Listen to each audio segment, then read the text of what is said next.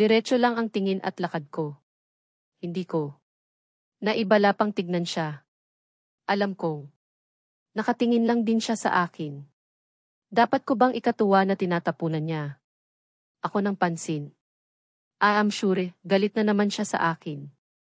Sasabihin na naman na sinisiksik ko ang sarili ko sa pamilya niya.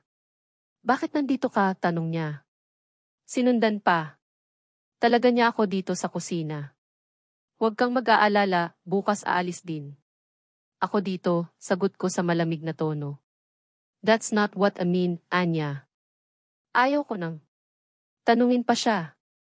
All I know is he hates and loathes me. Pwede mo nang sundan si Pia sa Europe.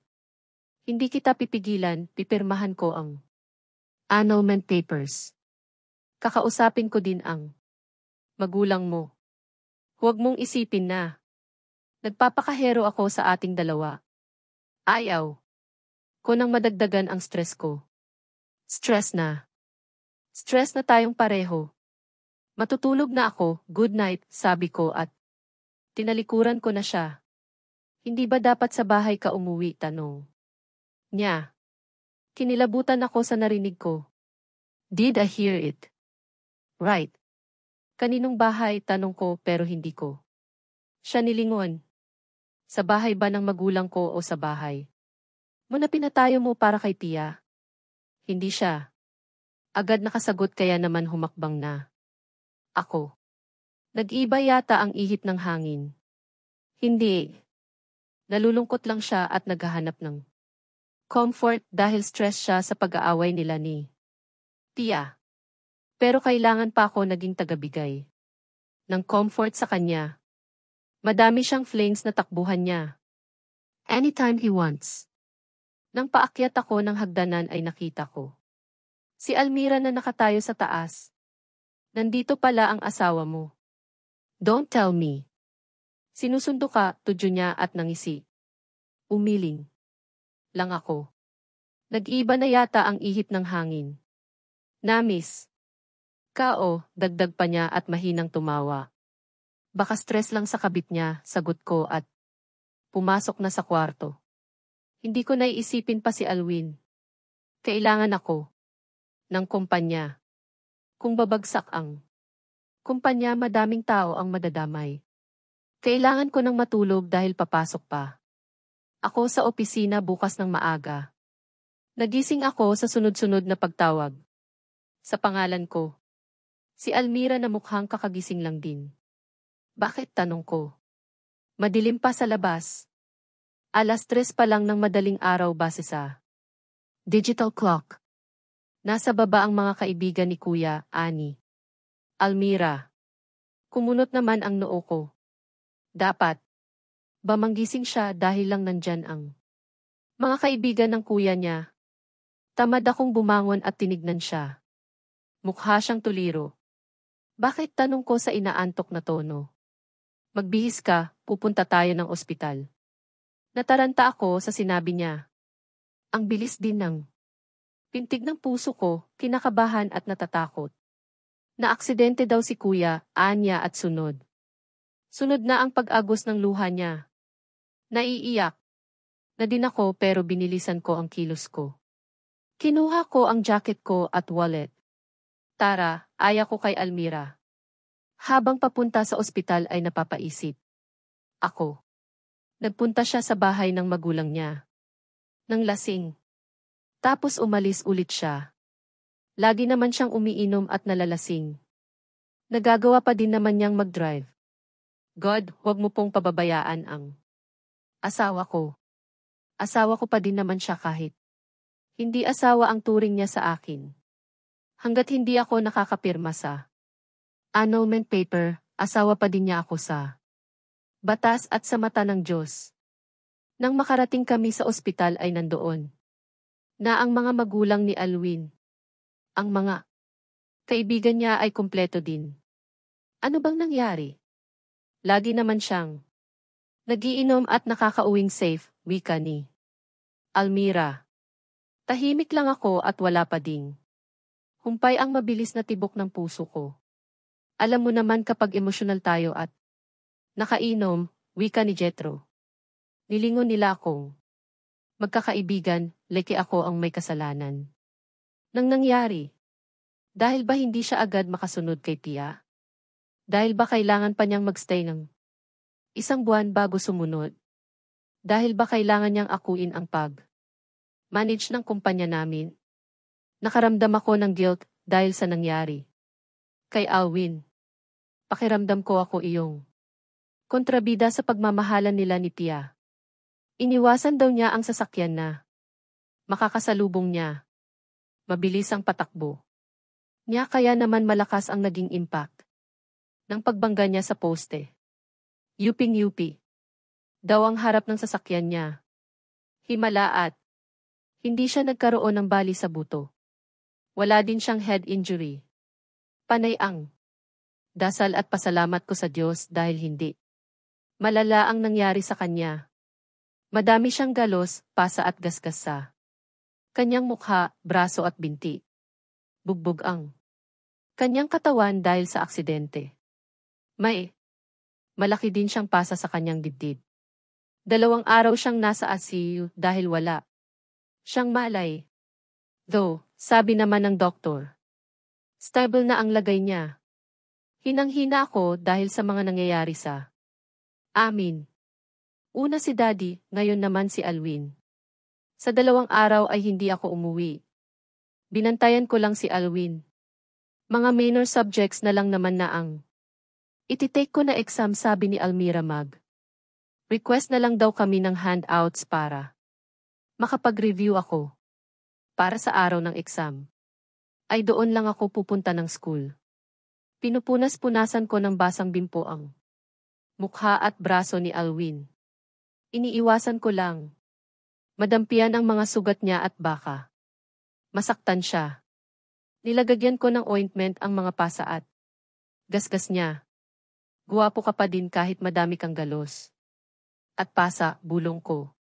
Bumuntong hininga ako at pinagmasdan siya. Hindi ko nahihilingin na mahalin mo ako at magustuhan. Oras na maging okay ka na. Aalis na ako, hayaan mo lang ako na pagsilbihan ka. Asawa mo pa din naman. Ako, bulong ko. Kung naririnig man niya ako at matatandaan. Sa oras na gumising siya ay ayos lang. Hindi. Pa ba siya sanay sa mga drama ko? Drama queen nga ang tawag niya sa akin eh. Gagawin ko ito dahil asawa niya ako. Hindi. Na ako hihingi ng kapalit. Gagampanan ko ang papel ko sa buhay niya. At kapag kailangan ko ng umalis, aalis ako. Nang tahimik. Iiwan ko siya at hindi na ako magmamakaawa sa kanya. Sa pangatlong araw ni Alwin sa ospital ay kailangan ko nang pumasok. Hindi pa din siya nagigising bandang 11:00 ng tanghali nang nakapag-ayos ako para pumasok na sa school. Kailangan ko kasing makapag-take ng exam. Sa 2 minor subjects ko. Pupunta lang ako ng school, bulong ko sa tainga niya. Nahiya ka pa.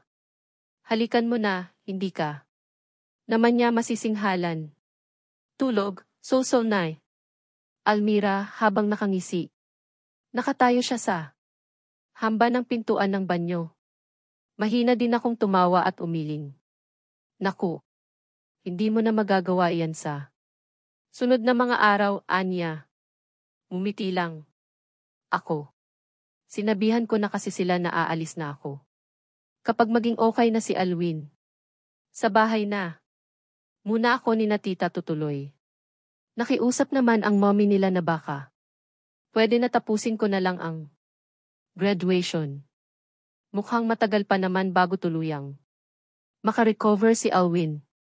Kung hindi naman, niya ako ipagtatabuyan pagising niya. Ayos. Lang sa akin na ako pa din ang mag-aalaga. Sa kanya hanggang as umalis na ako. Nakausap ko na din si mommy. Inaasahan na din nila na sumunod ako sa kanila. Pagkatapos ng graduation ko. Aalis na ako, paalam ko kay Almira. Sige, ingat and good luck sa exam aalis din. Ako pagdating ni Mommy. Magkikita kami ni Cecilia, sabi niya. Mabuti na lang at naging madali ang pagsagot ko sa mga questionnaire. Medyo lumilipad pa ang utak ko. Naiisip ko si Alwin, baka gising na siya ngayon. Excited na akong makita siya. Alam kong kapag gising na siya ay hindi na ako makakalapit sa kanya. Pero sinabi ko sa sarili ko na ako muna ang mag-aalaga sa kanya. Ang daddy at mommy kasi niya ang pumapasok muna ng opisina para i-assess ang mga proyekto na nakalahad ngayong buwan. Dahil sa nangyari kay Alwin ay hindi na muna ako pumasok ng opisina. May mga dokumento naman na pinag-aaralan ko. Kapag ganyan na nasa ospital lang ako nang. Sa gayon ay kahit papano MW background. Ako sa kalakaran at lahat. Dumaan muna ako sa supermarket para bumili ng prutas bago ako magpunta ng ospital. Pumipili ako ng aples nang makita ako ni Tristan, dati kong manliligaw. Tulad ng family nila Alwin ay malapit din ang pamilya nila sa amin. First year college ako. Nang manligaw siya sa akin. Ilang buwan din siyang nanligaw sa akin pero dahil bata pa ako that time ay binasted ko. Hindi ko na din siya nakita noon ulit dahil lumipat daw sila ng kapatid niya papuntang US. Kumusta? Tanong niya. Nakangiti siya. Habang pinagmamasdan ako. Ayos lang. Kailan ka pa dumating? Tanong ko. 3 days ago. Pumunta nga ako sa bahay niyo eh. Kaso hindi ka daw doon umuwi. Anya. Tumango lang ako. Parang hindi na kailangang sabihin pa na nag-asawa ako at doon na sa bahay ng pamilya ng asawa ko ako nakatira. Maghihiwalay din naman kami. At mahabang paliwanagan iyon. Kaunti lang din ang nakakaalam na asawa na kami ni Alwin. Oo, umalis kasi sina mommy at daddy. Papunta US. Tumango siya at bahagyang nalungkot ang mukha. Yeah. I heard about your dad, Anya. Tumango din ako. Saan ka napupunta niyan? Tanong niya. Sa ospital. Nasa ospital kasi ang panganay ng mga Montenegro, wika ko at tinuloy ang pagpili ng prutas. Oh, I heard it from dad and mom. Baka nandoon din sila ngayon, wika niya. Tumango lang ako. Tawag niya sa akin kaya naman. Bahagya ko siyang sinulyapan. Can I get your number? Tanong niya. Sure. Inabot ko ang cellphone niya na. Hawak at ako na ang nagtipa. Great. Let's go out sometimes. You know. Catch up. Like when we were kids, Anya. Ngumiti ako at tumango. Mauuna na ako ha. I'm meeting some friends here. Bumeso pa siya bago siya umalis. Nang makontento ako sa mga napili kong prutas ay dumiretso na ako sa counter para magbayad. Nag-commute lang ako, hindi kasi ako makapag-drive ng maayos dahil sa dami ng bumabagabag at naiisip ko. Nakaramdam ako ng excitement at kaba nang makarating ako ng ospital. Hanggang sa naglalakad ako papunta ng room ni Alwin. Sa labas pa lang ay dinig ko na ang mga boses ni Almira, mommy at daddy. Kumain ka na, subuan kita. Boses iyon ni Almira. Bumilis pa lalo ang tibok ng puso ko. Gising na siya. Sagutin mo na kasi ang tanong ko. Boses din iyon ni Alwin. Nangiti ako. Gising na siya. At masungit na agad. Mukhang hindi ko na siya malalapitan pa gaya ng nagagawa ko. Nung wala pa siyang malay, dahan-dahan kong pinihit ang pinto hanggang sa magbukas at dahan-dahan akong pumasok. Nakatingin silang lahat sa akin nang makapasok ako. Maging si Alwin ay nakatingin din sa akin. Hindi ko na sinalubong ang tingin niya dahil ayaw ko lang na masinghalan na naman niya. Agad ako. Naglakad ako hanggang sa couch na kinaupuan ng mga in-laws ko. Nilapag ko ang binili kong prutas sa table bago ako bumeso sa kanila. Kumusta ang exam? Hiya, tanong ni Mommy. Aalis na din kami mamaya ng daddy mo. Sasabay ka na ba sa amin pag-uwi? Medyo natigilan ako. Nilingon ko si Almira. Ninisyan naman niya ako. Mukhang hindi. Naman na ako kailangan ni Alwin dito. Ayaw kong magbantay no, masungit na. Usal ni Almira. Si Pauline ang may iwan dito, Anya. Hindi. Ako umimik. Hinihintay ko na magprotesta si Alwin, pero hindi niya ginawa. Hindi ko siya tinitignan. Ikaw na nga ang magpakain dito. Ang arte. Wika ni Almira sabay baba ng bowl sa table na nasa gilid ng hospital bed. Natatakot akong mapahiya, baka sigawan lang ako ni Alwin kapag ako ang magpakain sa kanya. Pero susubukan ko pa din kaunti na lang ang mga araw na natitira sa pagiging ang Mars Montenegro ko. Tumayo ako at lumapit sa kanya. Hindi ko pa din siya tinitignan, alam kong nakatingin siya sa akin at ang mga in-laws ko. Kaya naman, medyo tipid ang mga kilos ko at bahagya pa akong na-conscious. Tahimik kaming lahat. Tumayo ako sa gilid ng hospital bed at kinuha ang mangkok na may sabaw. Bahagya kong tinignan si Alwin.